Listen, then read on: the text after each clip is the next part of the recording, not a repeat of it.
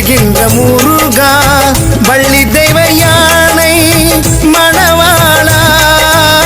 நெஞ்சுருக பாடும் நினைவோனே உன் முகத்தை காட்டு பெருமானே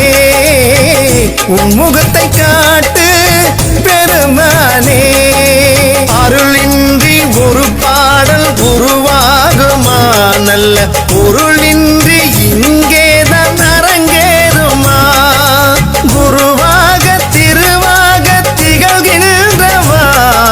மருளிக்க வாயந்தன் மடிவேலவா